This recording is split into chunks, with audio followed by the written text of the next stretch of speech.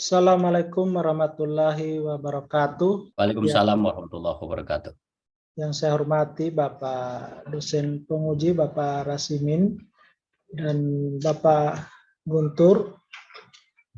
Puji syukur tak lupa kita panjatkan kehadirat Allah Subhanahu wa taala karena masih dapat memberikan rahmat berupa kesehatan, kekuatan, sehingga pada kesempatan ini masih dipertemukan kembali. Baiklah, pada kesempatan ini saya akan mempresentasikan hasil dari RPP saya, yaitu yang pertama, kompetensi inti menerima, menjalankan, dan menghargai ajaran agama yang dianutnya. KI1,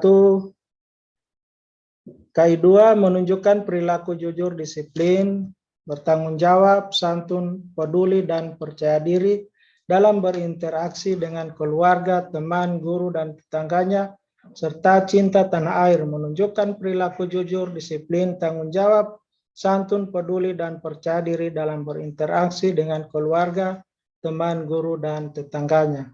Baik, Pak Acen, saya pikir cukup. Ya, baik. Terima kasih. Terima kasih sudah mempresentasikan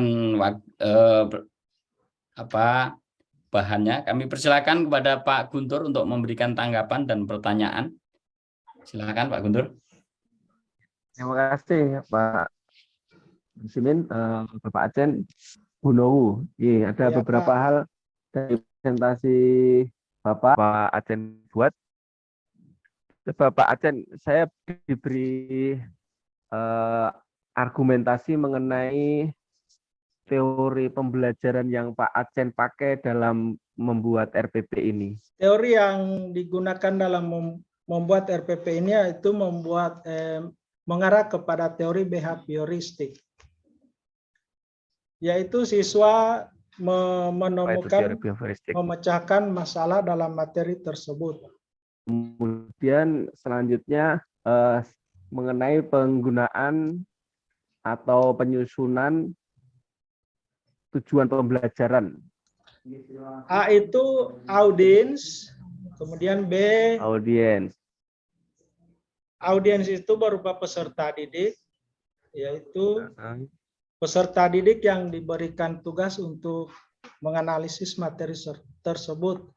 Kemudian behaviorist, yaitu siswa diberikan tugas untuk menganalisis atau memecahkan masalah pada materi tersebut.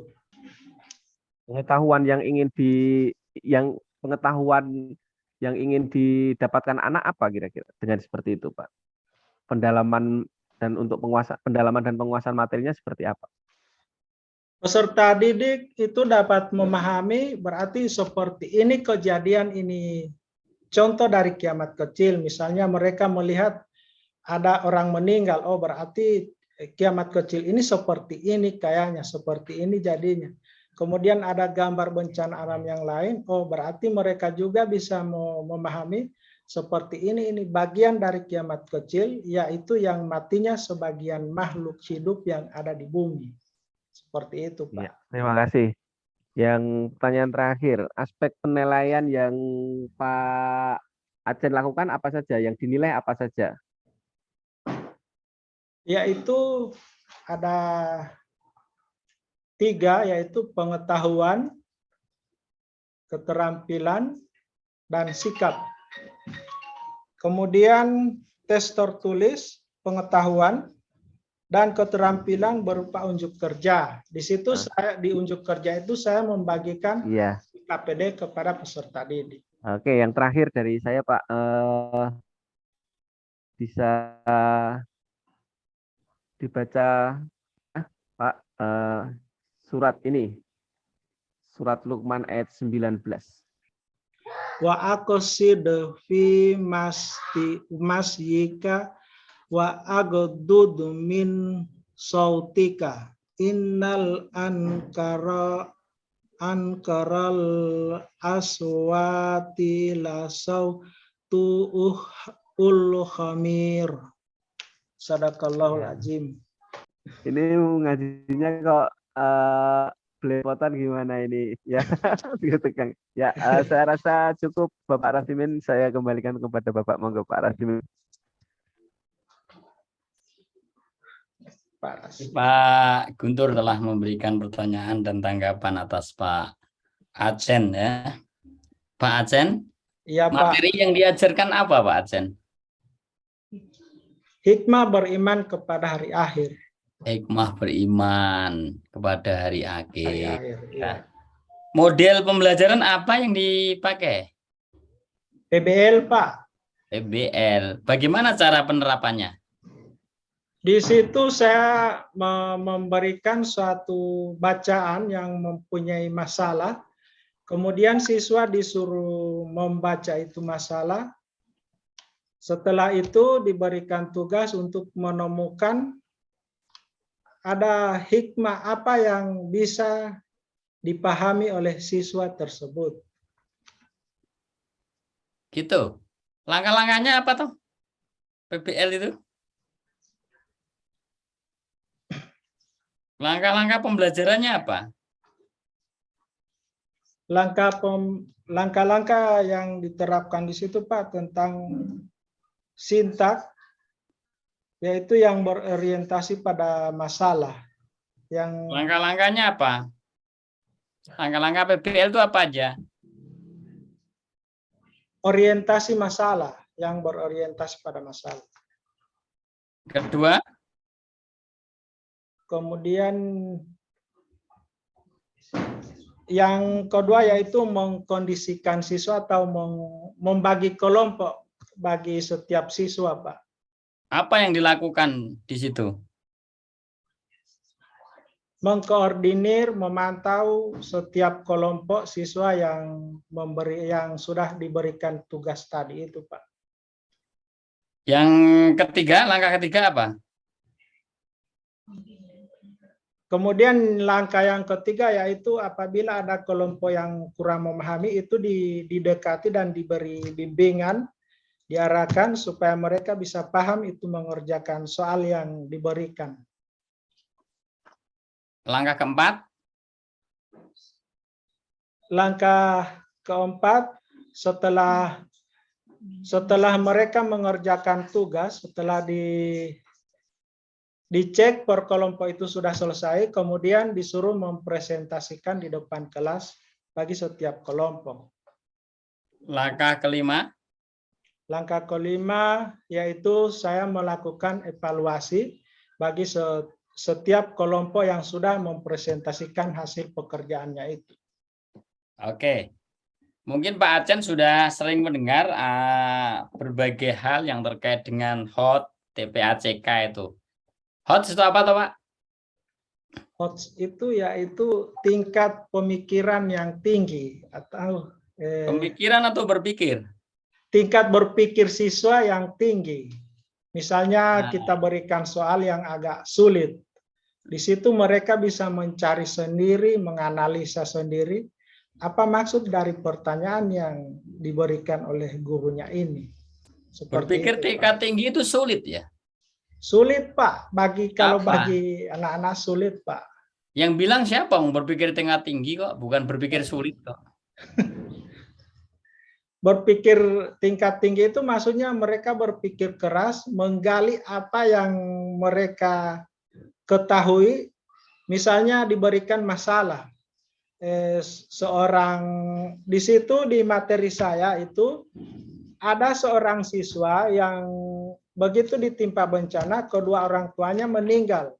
Setelah itu, jika kalian sebagai teman adik yang terdekat, maka apa yang harus kamu lakukan? Seperti itu soal yang saya berikan. Nah, di situ mereka berpikir, seandainya saya ini teman dia, apa yang harus saya lakukan? Di situ mereka sudah bisa mengungkapkan apa yang ada dalam pikiran mereka itu. Barangkali seperti itu, Pak. Berpikir tingkat tinggi itu belum tentu sulit, yang itu arahnya menyelesaikan masalah kok. Nanti kalau dia aja sendiri nggak bisa, bagaimana menyelesaikan masalah? Ya, dicari HOT solusi. itu apa toh? HOT itu apa? HOT itu panjangannya apa?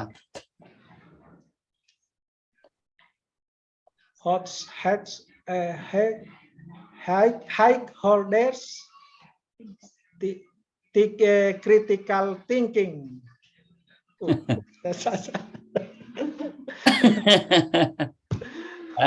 Kalau TPACK, TPACK itu apa? Panjangannya.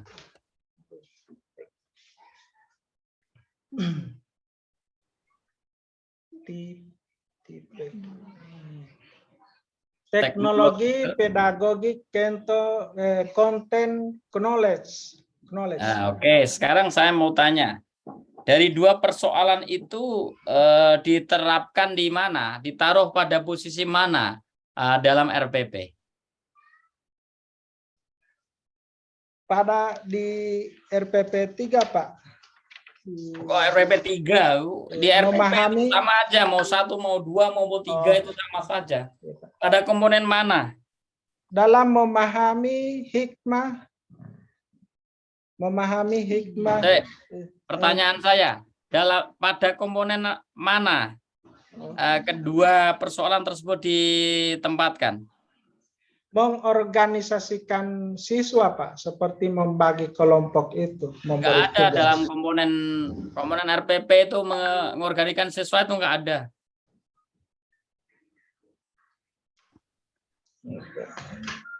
Nggak ada komponen itu di RPP. Komponen RPP itu ada KI, KD, IPK, tujuan pembelajaran, media, model. Peserta didik dibagikan LKPP. Benar, tidak ada komponen itu di RPP, tidak ada peserta didik. Komponen mana?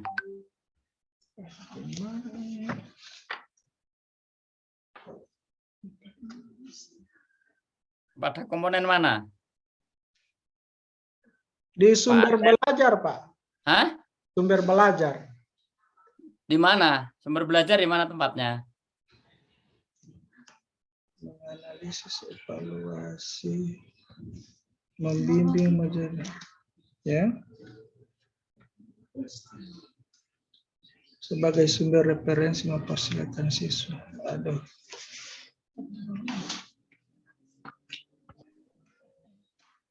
Diintegrasikan di mana gitu aja, di komponen apa? Ya, komponen-komponen di RPP dihafalkan ya? Iya, mohon bimbingannya, Pak. Ya, silakan. Masih ada yang perlu disampaikan? Sekaligus langsung memberikan closing statement, silakan.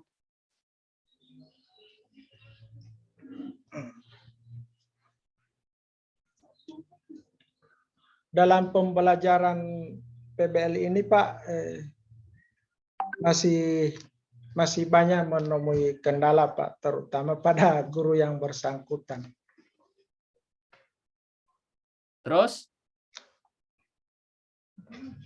Kemudian dengan adanya saya mengikuti PPG ini mungkin sedikit terbantu, apa yang saya belum tahu bisa saya ketahui walaupun masih sedikit-sedikit, masih butuh banyak bimbingan, Pak. Terus? Itu saja, Pak. Terima kasih. Ya, nggak ditutup, itu silakan ditutup. Ya, terima kasih atas kesempatan yang telah diberikan kepada saya. Setelah saya mau melakukan uji komprehensif ini, mari saya tutup dengan membacakan hamdalah. Alhamdulillahirabbil alamin. Billahi taufiq wal hidayah. Assalamualaikum warahmatullahi wabarakatuh. Waalaikumsalam warahmatullahi wabarakatuh.